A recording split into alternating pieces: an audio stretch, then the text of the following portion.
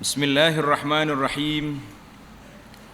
Alhamdulillahi rabbil alamin wassalatu wassalamu ala rasuli rabbil alamin nabiyyina Muhammad ibn Abdillah wa ala alihi wa sahbihi wa man walah, amma ba'd. Sambungnya pelajaran kita dalam kitab Wishahul Afrah wa Isbahul Falah, yaitulah selendang kebahagiaan dan cahaya kemenangan. Tengok kitab versi kita ni muka surat 31, faslun fil awqatil lati tukrahu salatu fiha. Ini pasal pada menyatakan segala waktu yang makruh. Tulis itu. Tulis atas perkataan makruh itu, dia panggil makruh tahrim. Maknanya tidak dilarangan keras daripada kita melakukan solat. Solat di mana? Pada waktu-waktu yang akan dimaklumkan ini. Akan diwaktukan, dimaklumkan ini. Masya Allah.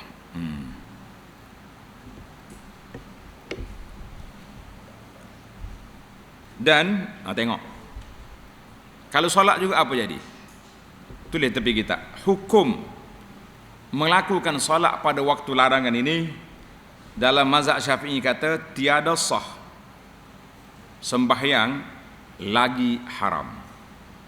Nak kita tuju kita solat ni nak pahala ke nak apa? Nak pahala. Tiba-tiba boleh bala. Boleh bala tu maknanya boleh apa? Boleh dosa. Jadi kenapa kita nak solat kalau boleh dosa, kan? Baik, perbincangan kita ni taklah panjang sangat, pendek je. Cuma kita tambah lagi beberapa penjelasan daripada hadis Nabi sallallahu alaihi wasallam.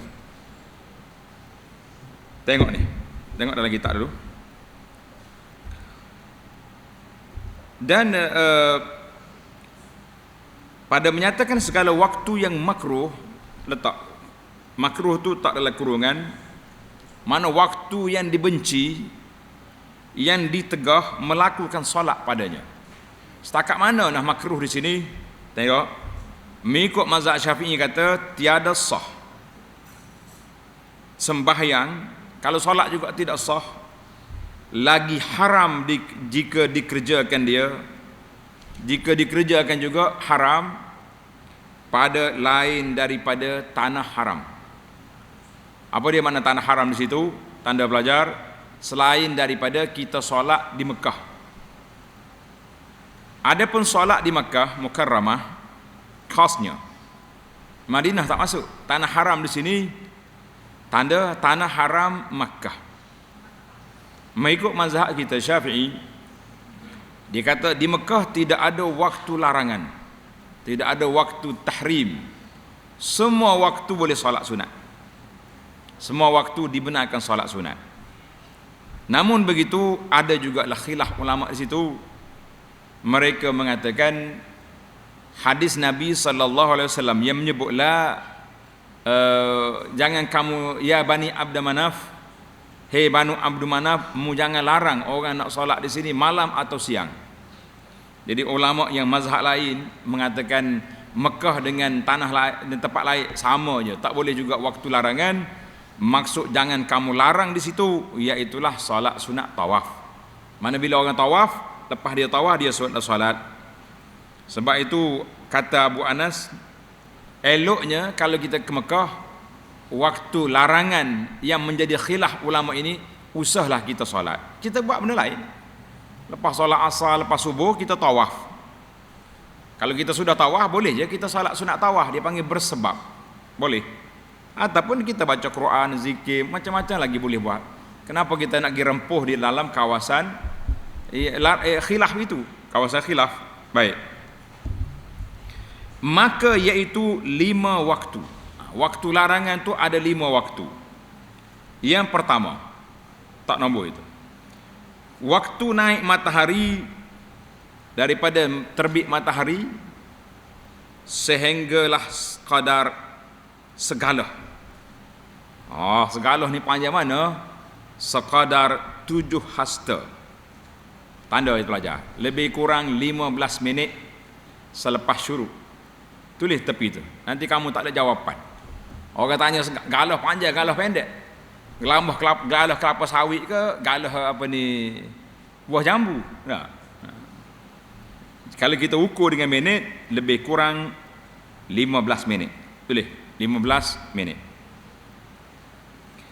Yang kedua, waktu rambang-rambang tengah berdiri. Apa dia rambang-rambang? Tulis waktu matahari berada di tengah langit. Dalam bahasa Arab kata fi kabidis sama. Waktu matahari atas kepala, itu rambang-rambang tu. Tulis waktu rambang-rambang, iaitulah waktu matahari di tengah-tengah kepala. Tegak atas kepala. Itu waktu larangan. Hingga gelincir matahari. Tulis lebih kurang 15 minit.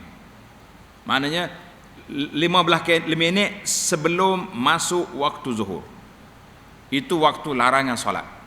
Waktu larangan solat. 2. Melainkan pada hari Jumaat. Hari Jumaat, tulis pelajar, hari Jumaat tidak ada larangan.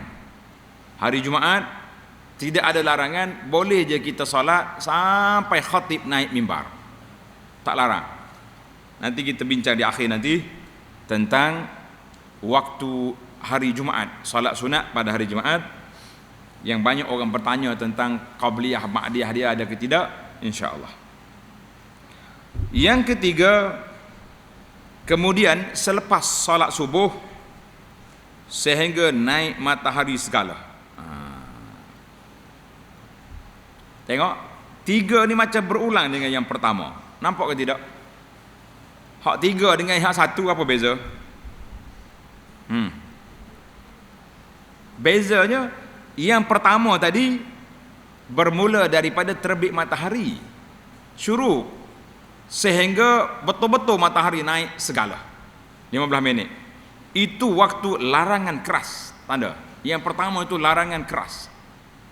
Kemudian larangan secara umum, pakej larangan itu bermula daripada selepas solat subuh sehingga naik matahari sekala.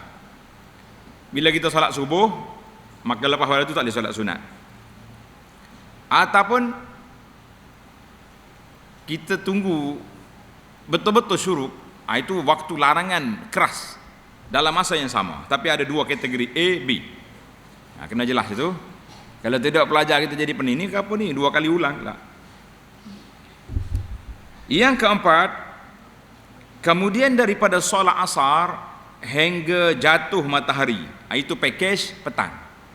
Manakala kita solat asar pukul 4.30, sudah solat asar tu larangan terus sampai maghrib.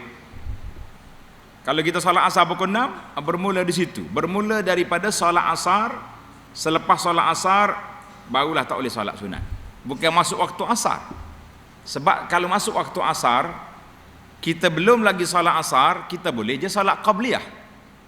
4 rakaat sebelum asar adalah hadis yang yang mengarahkannya, kan? Dan waktu menunaikan solat asar berbeza-beza mengikut negeri. Kita di sini rasa lebih kurang orang masjid buat berapa minit? Mungkin 15 minit. Tapi di negara Arab, ini pengalaman kami duduk negara Arab, contoh di Madinah, asar ni kalau musim panas lama sekali. Kalau orang azan kita boleh jendera sekali lagi baru dia qamat. Mana dalam 20 minit gitu, lama tempoh dia. Yang pentingnya waktu larangan itu bermula bila? Bermula ba'da salatil asri, selepas kita solat asar. Yang kelima ni kembar dengan yang satu tadi, iaitulah pada waktu kuning-kuning matahari sehingga jatuh matahari. Waktu kuning mana waktu kalau kita betul-betul nak gelap dah, berapa jam lebih kurang nak kuning matahari ni? Mungkin kalau matahari maghrib pukul 7.30, boleh jadi dalam pukul 6.30 dekat pukul 7 tu matahari dah kuning, dekat nak jatuh. Itu waktu larangan keras. Waktu larangan keras. Jadi 2 larangan keras ini, tanda pelajar. Waktu nombor 1 ketika syuruk sehingga betul-betul matahari naik. Yang kedua, ketika matahari kuning nak jatuh sehingga matahari jatuh, maghrib.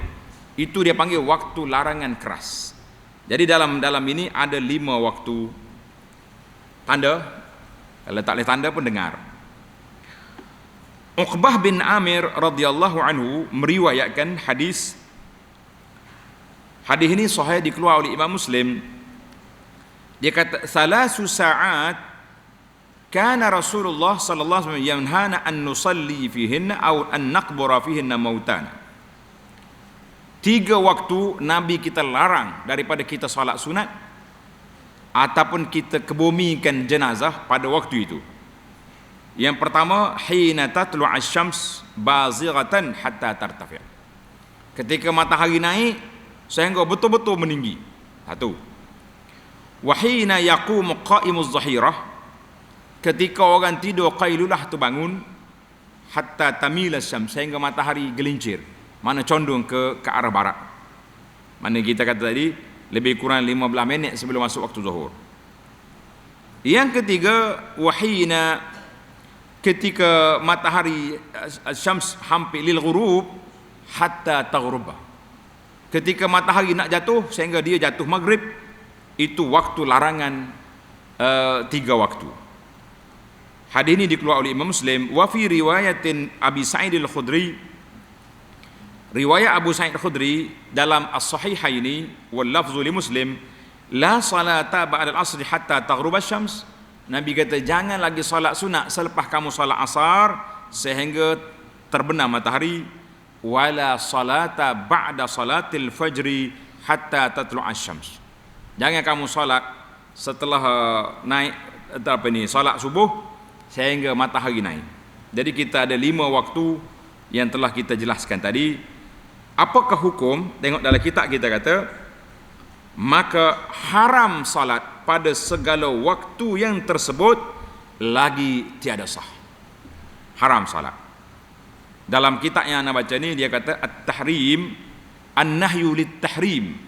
Larangan di sini haram. Mengikut ulama-ulama mazhab Syafi'i dan juga mazhab Hambali. Syafi'i dengan Hambali kata larangan di sini berperingkat haram. Mana jangan dibuatlah. Jangan tunjuk kita ni alim lebih pada had lah, kan? Baik. Adakah dikecualikan waktu ni untuk kita salat? Adakah tidak? Naam. Tengok tulis tepi kita. Kecuali dibenarkan salat bersebab. Jika sembahyang yang mempunyai sebab. Jadi kalau kita solat mempunyai sebab. Solat ada sebab yang mentakhirkan, seperti sunat ihram dan solat istikharah, atau yang tiada mempunyai sebab seperti sunat mutlak dan sembahyang tasbih. Ini semua tidak dibenarkan. Dia panggil solat yang bersebab, tapi kita boleh tangguhkan dia, maka tangguhkan dia. Macam solat sunat ihram, kenapa nak pergi solat waktu tu ya? Jangan solat lepas asar, kan? Solat belum asar. Solat istikharah, aku berasa nak cari bini lepas asar teringat nak bini, Allahu Akbar, tunggu lepas maghrib pun boleh, bukan nak akad nikah malam tu, kan? Jadi waktu ada solat sunat bersebab, tetapi kita boleh takhirkan, boleh lewatkan sedikit pelaksanaannya, maka tidak boleh dilakukan pada waktu mana? Waktu yang dilarang itu. Atau sembahyang yang tidak mempunyai sebab apa-apa, seperti sunat mutlak. Dia panggil sunat mutlak tu apa dia? Sunat solat sunat je. Maya apa tu? Solat sunat. Maka itu tidak dibenarkan. Dan sembahyang tasbih tak boleh. Lepas asar, lepas subuh tak ada tasbih, kan? Baik. Letak garis saya tu tanda. Solat yang dibenarkan apa dia? Solat yang dibenarkan waktu itu, waktu larangan itu dibenarkan solat. Letak dia punya tanda di tepi kitab, biar jelas kita punya tajuk. Dan tiada haram sembahyang yang terdahulu sebabnya. Ada sebab yang menyebabkan kita boleh solat dia, atau menyertai, maka yang terdahulu sebutnya seperti sembahyang fardu. Solat fardu di mana-mana waktu boleh sebab dia fardu kan. Dan sembahyang qada, orang ni tertidur selepas zuhur, maka dia solat asar, lepas solat asar dia nak qada zuhur, boleh. Ataupun solat sunat, kita biasanya kita tak tinggal solat sunat qabliyah fajar. Kenapa kita tak tinggal? Sebab kita dah dengar dalam siri yang lepas, raka'atayil fajri khairum minad dunya wa ma fiha. Ingat, 2 rakaat solat sunat fajar pahalanya lebih baik daripada kita memiliki geran dunia dan isi kandungan. Jadi kenapa kita tak mau buat? Tiba-tiba hari ni tidur mati, kata orang. Tidur mati ke tidur mapuh? Mati dengan mapuh itu sopa ya. Mati bahasa Malaysia, mapuh bahasa Kapur tak? Tidur mapuh dia ni. Ya betulnya kita tak sedar sampai subuh.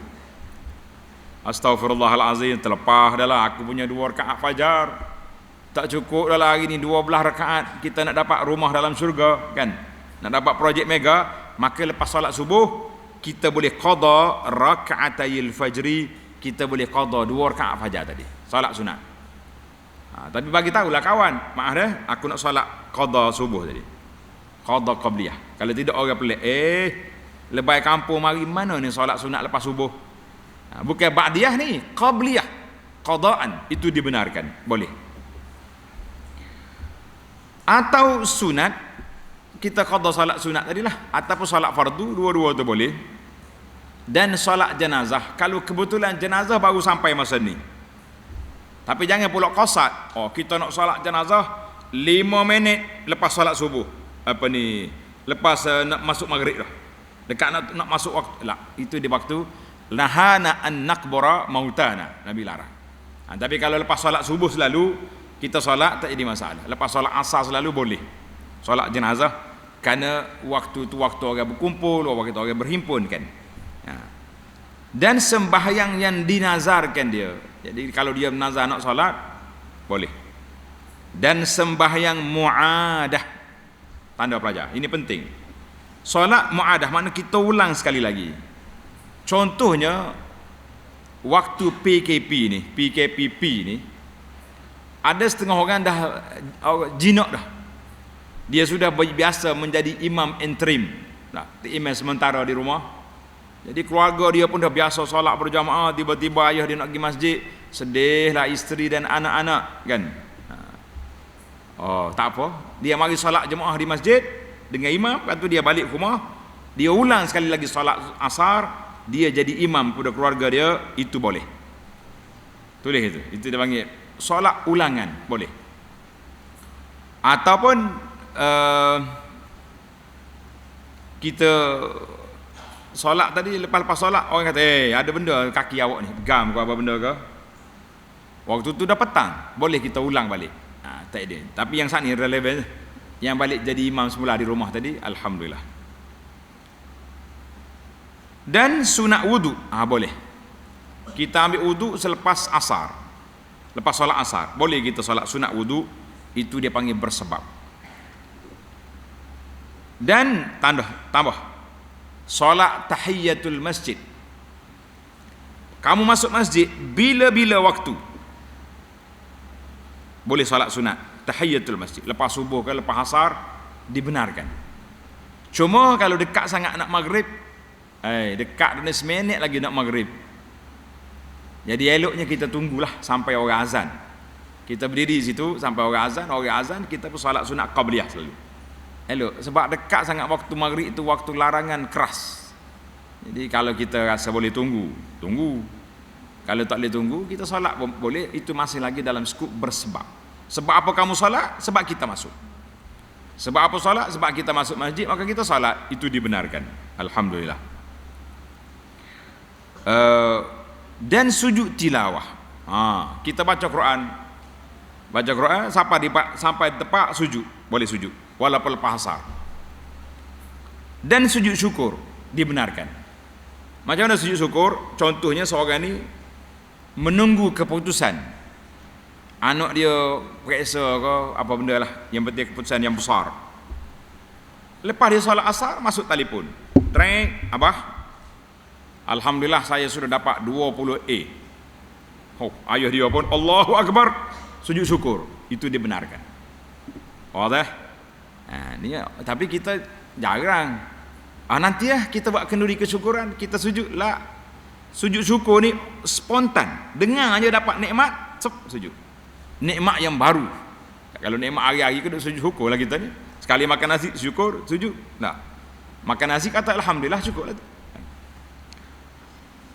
Dan yang menyertai sebabnya seperti sembahyang gerhana. Gerhana berlaku petang kalau ada. Dan sembahyang minta hujan. Kemarau sangat. Tapi minta hujan boleh je kita tunggu naik matahari 15 minit, salatlah. Seperti amalan kita sekarang kan, dipanggil salat istisqa. Adapun di tanah haram Mekah, sama ada di Masjid Haram atau di sekitar tanah haram seluruhnya, pelajar tanda dalam buku yang anda tulis, nama dia Makkah Al-Mukarramah, kelebihan dan sejarah. Ana baca dalam buku-buku yang ditulis oleh ulama, sempadan tanah haram Mekah lebih kurang 550 meter persegi. Luas ke sempit? Luas. Majoriti ulama kata dalam 550 ni semuanya tanah haram. Solat dia dapat 1,000-100,000 pahala, dan dia dibenarkan untuk solat sunat, tidak ada larangan. Tapi sekali lagi anda tegaskan bahawa maka tiada haram padanya diperbuatkan segala yang disebut itu pada segala waktu menurut fiqh Syafi'i, tanda pelajar. Namun ada juga ulama yang mengatakan tanah haram Mekah sama juga dengan waktu lain. Kata Abu Anas, eloknya waktu di tanah haram pun kita jaga juga SOP waktu larangan ini supaya kita keluar daripada khilaf ulama. Kita ada masa daripada lepas subuh, mengikut pengalaman analah, lepas subuh kita duduk di masjid, kita baca zikir pagi, baca Quran, kita pergi tawaf, sedang molek naik matahari. Solat duha. Lepas tu baru kita balik. Boleh je. Kalau nak ikut mazhab Syafi'i, silakan. Ini pandangan ulama, tapi kita kata keluar daripada khilaf itu terbaik. Timbul lagi soalan tadi tentang hari Jumaat. Hari Jumaat ni dia kata hari Jumaat tidak ada waktu larangan. Tidak ada waktu larangan. Sebab apa? Di manakah hujah para ulama yang mengatakan hari Jumaat tidak ada waktu larangan? Tanda pelajar. Hadis yang dikeluar oleh Imam Al-Bukhari daripada Salman Al-Farisi radhiyallahu anhu qala Rasulullah sallallahu alaihi wasallam man ightasala yaumal jumu'ah. Dengar. Siapa dia mandi pada hari Jumaat, wa tatahhara bimastata'a min tuhrin, dan dia bersuci sebaik-baik sucinya. Summa iddahana aw massa min tibin, kemudian dia pakai wangian yang dia ada. Sedaklah bau sedak. Jangan bangai main busuk bangang tiup hangit lah kan. Orang tak pergi masjid lah gitu. Summa raha, kemudian dia pergi masjid, wa falam yufarriq baina snaini, dia tidak tolak-tolak orang, dia duduk tengah lah. Ni fasalla ma kutibalah, maka dia solat sebanyak mana yang Allah Ta'ala izinkan. Jadi tidak ada waktu larangan, solat je lah bila malam kita nak. Summa idza kharajal imam ansata, bila imam keluar, khatib keluar naik mimbar, kita pun diam, tak ada solat lagi dah. Kita dengar apa kita dapat. Ghufira lahu ma bainahu wa bainal jumu'atil ukhra, Allah Ta'ala ampunkan dosa dia sepanjang minggu itu. Masya Allah. Hadis ini rawahu Al-Bukhari. Maka kata ulama hadis, fasalla ma kutibalah, menunjukkan bahawa kita boleh solat sunat pada hari Jumaat sebelum khatib naik mimbar. Tidak ada waktu larangan. 15 minit tadi tak terpakai pada hari Jumaat kerana hadis ini. Sebagaimana yang diputuskan oleh Al-Imam Al-Hafiz Ibnu Hajar rahimahullahu ta'ala. Jadi macam-macam lah ulama-ulama salafus salih dulu, maksud daripada sahabat Bila dia mari hari Jumaat, dia solat. Ada yang solat 10 rakaat, ada 12 rakaat, ada 8, macam-macam. Yang pentingnya mereka solat sampai keluar khatib, sama ada khatib tu zaman Nabi Rasulullah sallallahu alaihi wasallam ataupun orang lain. Itu hadis menunjukkan bahawa solat sunat bila hari Jumaat tidak ada waktu larangan, Adapun solat sunat qabliyah. Ini solat sunat qabliyah Jumaat. Tanda pelajar, menurut mazhab Syafi'i dan juga ulama mazhab Hanafi mengatakan al-Jum'ah kaz-zuhri. Hari Jumaat ni seperti zuhur juga. Bila setelah berlakunya azan 2 kali. Jadi kita solat juga, kita solat sama ada 2 rakaat ataupun 4 rakaat. Jadi mazhab Hambali dia kata tidak ada sunat qabliyah Jumaat kerana tidak ada zaman Nabi sallallahu alaihi wasallam. Jadi kalau kita solat juga, kita niat solat sunat sahaja, tidak qabliyah. Jadi alhamdulillah perkara ini luas. Ana kata kalau kita nak pikuk dalam fiqh kita al-jum'atu kaz-zuhri, boleh je kita, lebih-lebih lagi para jemaah yang berpegang dengan solat sunat projek mega kita nak cukup 12 rakaat. Kalau tidak hari Jumaat kita tak cukup berapa? Tak cukup 12, maknanya kurang serumah, setiap minggu kurang sebuah rumah, kan? Jadi alhamdulillah perkara ini luas. Alhamdulillah Allah Taala beri pada kita, yang pentingnya kita lakukan solat secara ikhlas mengikut sunnah Nabi sallallahu alaihi wasallam. Tamatlah perbincangan kita di dalam bab waktu-waktu yang dilarang solat padanya. Ada juga hadis yang menyebut tentang illah. Apa dia mana illah? Illah ni artinya sebab kenapa dilarang. Sebab kenapa dilarang. Menarik juga kan? Kita kadang-kadang kita nak tahu kenapa Nabi kita larang solat sunat pada ketika itu. Jadi dalam hadis kata Nabi kata bila kamu solat asar, summa aqsir anis salati hatta taghrub asy-syams. Bila kamu solat asar, berhentilah solat sunat sehingga betul-betul matahari sudah jatuh. Sebab apa? Fa innaha taghrubu baina qarnay syaitan. Matahari jatuh di antara 2 celah tanduk syaitan. Yang main. Macam mana tanduk? Seolah-olah macam gitulah. Kalau syaitan ada tanduk kat matahari jatuh, celah tu. Wa hina idzin yasjudu lahal kufar. Ketika matahari duduk atas tanduk syaitan tu, itu ibarat katalah, jangan kita tengok mana tanduk syaitan, tak nampak pun, kan? Waktu itu orang kafir akan sujud sekali dengan matahari itu, sekali dengan syaitan kepada matahari ketika itu. Maka Nabi kita, hadis ini dikeluarkan oleh Imam Muslim, maka Rasulullah sallallahu alaihi wasallam tak mau kita sujud solat ketika syaitan sujud, orang kafir sujud ketika matahari berada di atas 2 tanduk syaitan.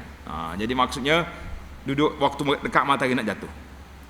Walaupun kita sujud kepada Allah, kan?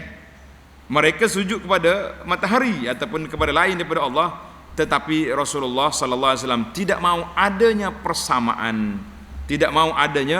persamaan masa di antara kita dengan mereka. Alhamdulillah para jemaah sekalian, hadis ini dikeluarkan oleh Imam Muslim daripada Amr bin Abasah radhiyallahu anhu. Jadi tamatlah perbincangan kita dalam masalah waktu larangan. Baik, boleh kita simpulkan. Waktu secara umum, larangan itu bermula daripada selepas solat subuh sehingga matahari naik tinggi segala. Itu satu waktu. Selepas solat asar sehingga matahari jatuh, maghrib. Kemudian yang kedua, dia panggil selepas sebelum zuhur, lebih kurang 15 minit sehinggalah matahari condong ke barat, masuk waktu zuhur. 3. Waktu yang keempat, ini waktu larangan keras. Setelah syuruk, kita kadang-kadang kita tunggu masjid lepas subuh kan. Tiba-tiba bunyi jam di dinding. Tek-tek. Isyraq. Lah, itu bukan waktu solat.